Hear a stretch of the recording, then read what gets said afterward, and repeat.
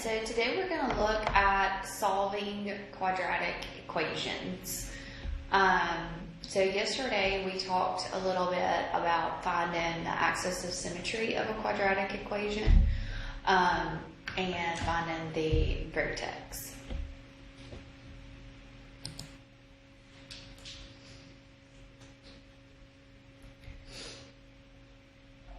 So let's look at an example here. So x squared plus 6x minus 27.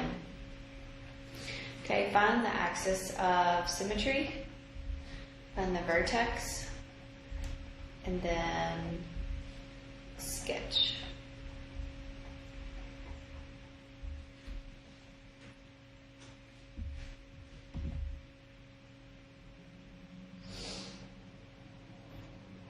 Okay, so remember your axis of symmetry is negative b over 2 times your a. Okay, so your a here is going to be a 1. Your b here is going to be a 6. Don't get confused with my b's and my 6's. And my c is going to be a negative 27 here. So the axis of symmetry is going to be negative 6 divided by 2 times 1. So this will be a negative 3. So your axis of symmetry will be x equals a negative 3.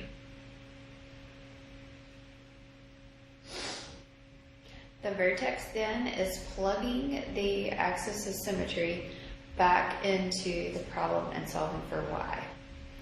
So it will be a negative 3 squared plus 6 times a negative 3 minus a 27. So that's a 9 minus an 18 minus a 27. So that would be a negative 36. So the vertex will be negative 3, negative 36. Okay, so remember I told you I wanted you to kind of sketch this a little bit. So the a over here is a positive.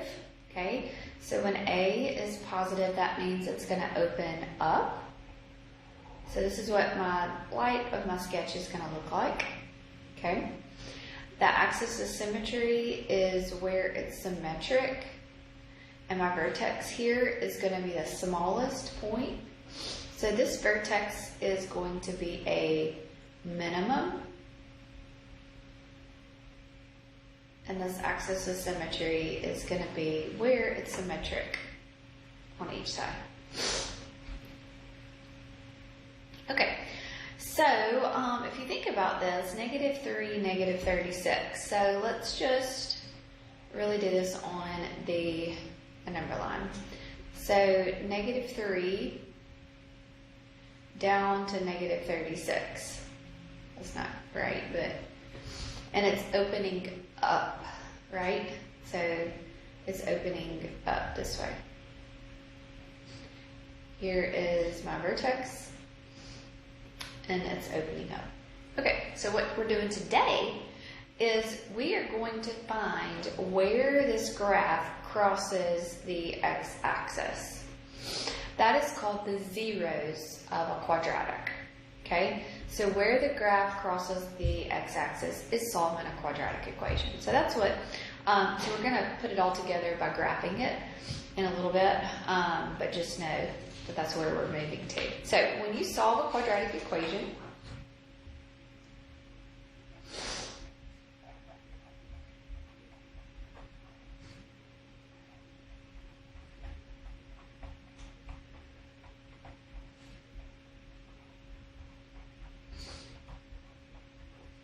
you are to find the solutions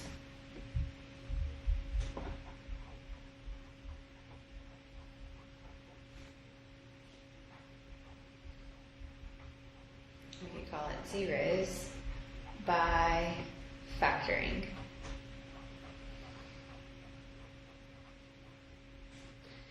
Finding where the graph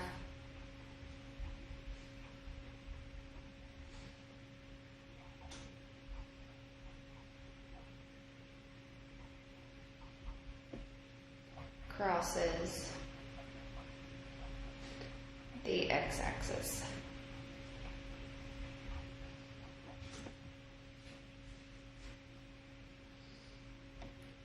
Okay, so we're going to take that problem that I just had.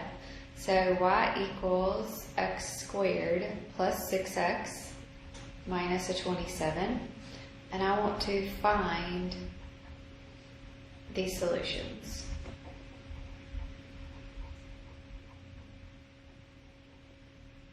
Okay. So when I want to find the solutions and I'm given something like this, the first thing that I want to do is set the quadratic equal to 0.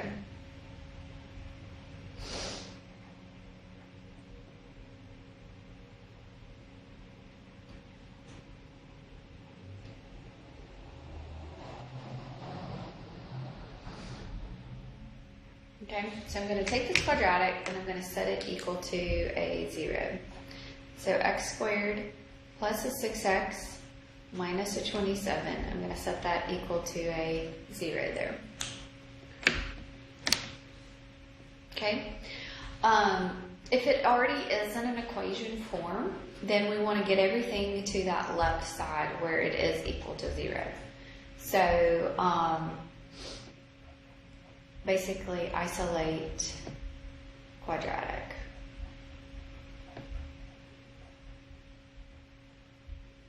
Okay.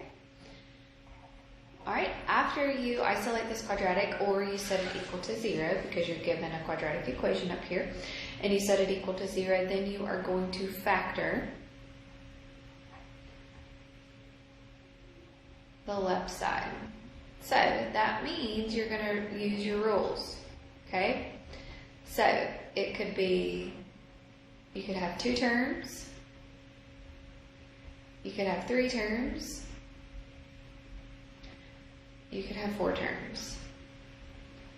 Remember? Or you could first, remember, look for the greatest common factor and then look to see how many terms you have. Okay, we're going to factor. Okay.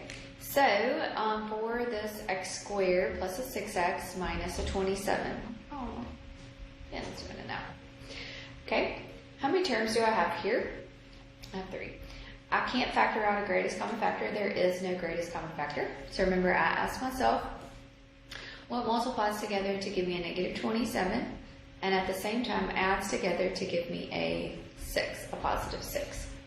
So what multiplies together to give me a negative 27 and adds together to give me a positive 6? That is 9 times a negative 3. So I'm going to factor. So this is going to be x plus 9 times x minus a 3.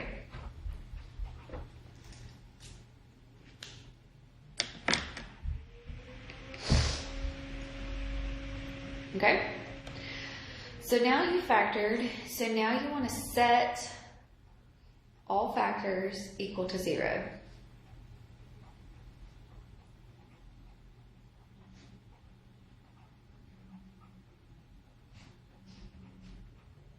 And once you set all factors equal to 0, you can solve for x.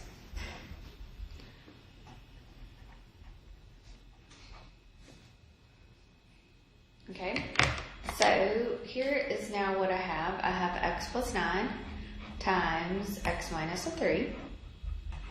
So basically, these are my 2 factors, right? So I'm going to set x plus 9 equals a 0, and I'm going to set x minus a 3 equals a 0. So now I'm going to use my rules of solving. So I'm going to subtract 9 here. So x is going to be equal to a negative 9, and x is going to be equal to a positive 3. Okay, the last thing that you're going to do is you can write these in little curly cues like this.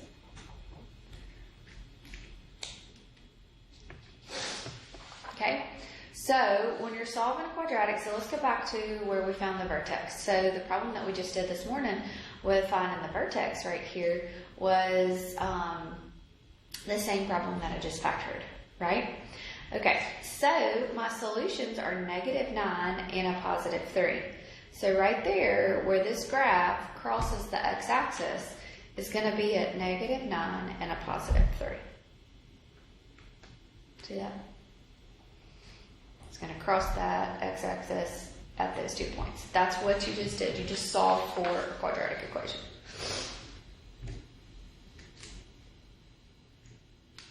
Okay? All right. Y'all do one for me.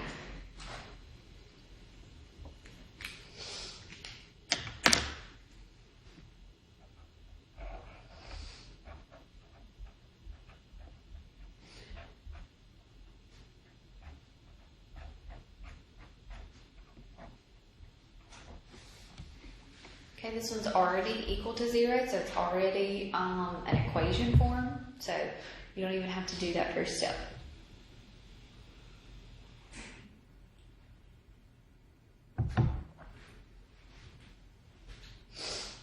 Okay, so we're going to factor. So is there a greatest common factor? No greatest common factor. How many terms do I have? 3. So I ask myself what multiplies together to give me a 3 and adds together to give me a 4. Notice that 3 times 1, 3 plus a 1. So this is going to factor to x plus 3 times x plus a 1. Okay, and then right down here where your factors, you're going to set both of these factors equal to a 0. So x plus 3 equals a 0, x plus a 1 is equal to a 0. So when I solve here, I'm going to subtract. So x is going to be equal to a negative 3. And x is going to be equal to a negative 1. So it's going to cross the x-axis at negative 3, negative 1.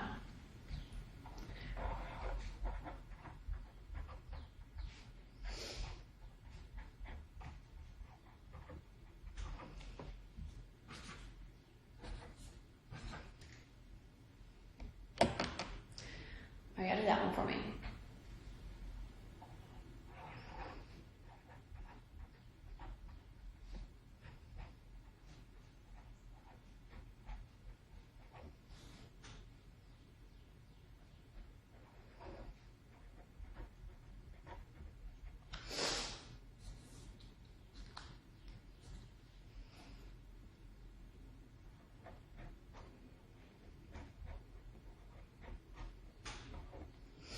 Okay, so this one's already equal to 0, so I don't have to worry about that. So I want to figure out what multiplies together to give me a negative 20 and adds together to give me a negative 1. There is no greatest common factor there, 3 terms here.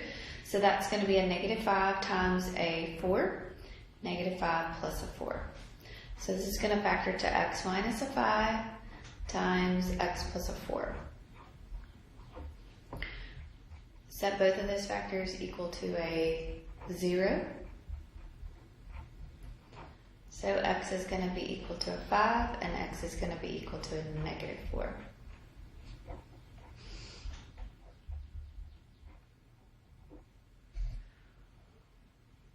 Okay. All right, y'all do these two down here for me.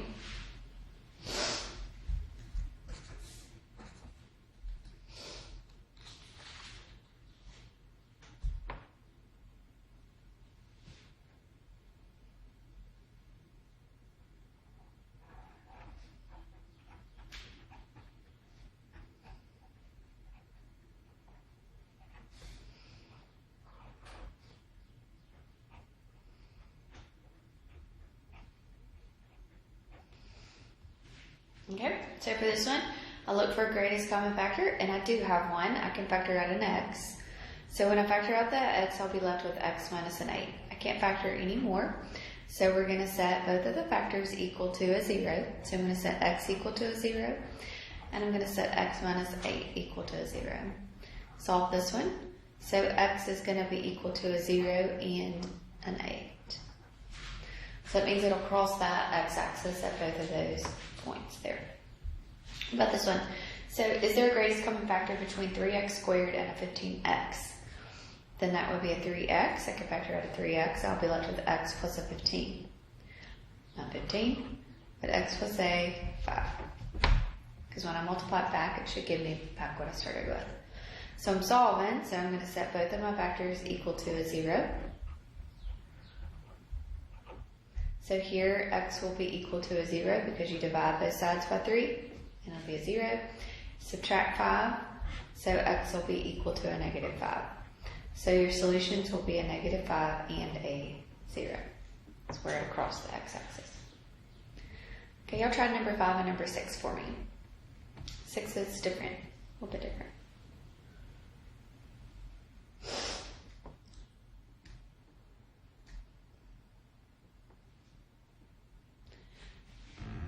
Okay, so for number 5 here, there is no greatest common factor. I have 2 terms, so my first term is a perfect square, my second term is a perfect square. So this can factor to x minus 5 times x plus a 5. So when you solve, you'll set your terms equal to 0. Your 2 factors equal to 0.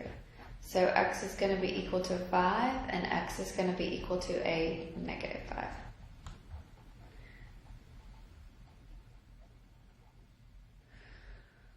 Okay. Number 6. Number 6, I need to get it equal to 0 before I start, right? So if I wanted to get this equal to 0, I'm going to move the 21 to the other side. I can't combine it with anything, so I need to put this in descending order. Remember putting the quadratic in the correct form. So this will be x squared plus a 4x minus a 21 is equal to a 0. So now I'll just do what I did. So there's no greatest common factor here. So I'll ask myself what multiplies together to give you a -21 and adds together to give me a 4. So what is that going to be? A +7 and a -3. So that'll be x plus a 7 times x minus a 3. So set both of those equal to a 0 and solve. Right? So x will be equal to a -7 and x will be equal to a +3.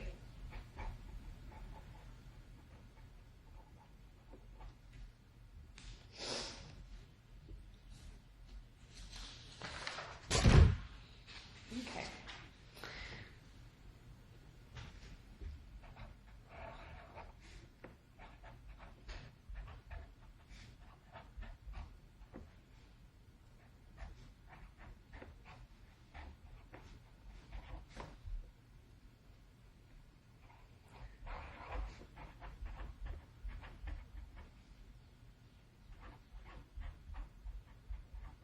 Alright, y'all do these 2 for me. Take a minute and do these 2. Okay, so greatest common factor here would be a 3. So you can factor out a 3 here. So when you do that, you'll have x squared plus a 3x minus a 4. So now you want to try to keep going here. So you're going to ask yourself what multiplies together to give you a -4 and adds together to give you a +3. So is that 4 times a -4 and 1? So this will be x plus a 4 times x minus a 1. So we set all of our factors equal to a 0. So 3 will be equal to 0. That doesn't have an x in it, so we don't really have to worry about that. So x plus 4 equals a 0, and x minus a 1 equals a 0.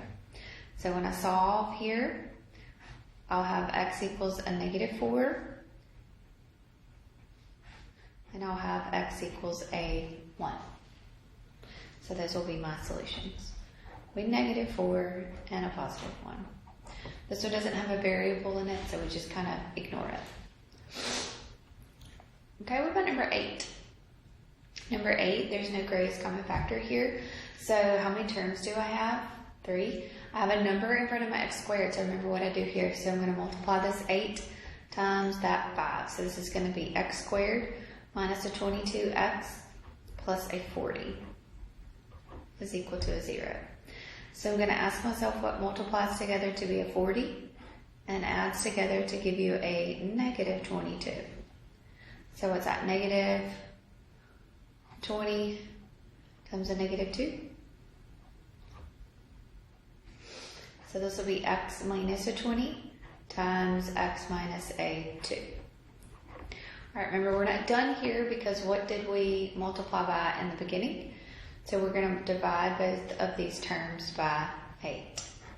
So I can reduce 20 over 8, can reduce 4 can go into both of those, so that'll be 5 halves. And 2 can go into both of these, so that'll be a 1/4.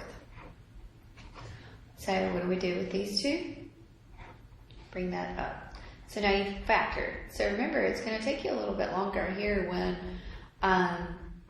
you have to factor a trinomial that's got a number in front. So now we finally factored, so now I'm going to set my factors equal to 0. So 2x minus a 5 equals a 0. 4x minus a 1 is equal to a 0. So I'm going to solve. So add 5. So it'll be 2x equals a 5. Divide both sides by 2. So x is going to be a 5 halves. So it's going to cross the x-axis at a fraction point. That's okay.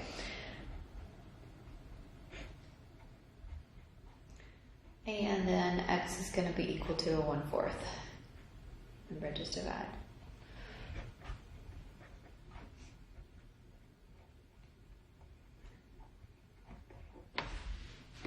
Okay. Good deal. All right, let's do one more. Solving.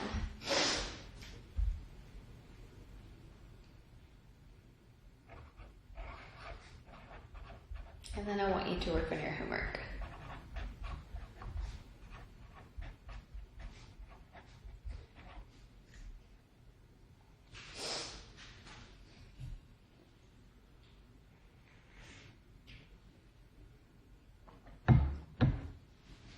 Okay, so is there a greatest common factor? There's no greatest common factor. I have 3 terms, so I'm going to have a number in front of my x squared, so I have to multiply. So this will be x squared minus an 8x plus a 15. So now what multiplies together to give me 15 and adds together to give me negative 8. So that's what? Negative 3 times a negative 5. So this will be x minus a 3 times x minus a 5. We're not done, so now we multiply by 5, so we need to make sure that we divide both of these terms by 5. 3 over 5, that can't reduce, so we're going to bring that 5 up. So this will be 5x minus a 3. And 5 over 5 can reduce to a 1.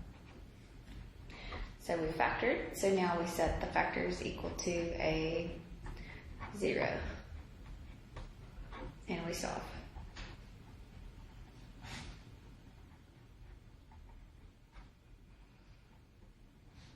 So x is going to be equal to 3/5. And x is going to be equal to a 1.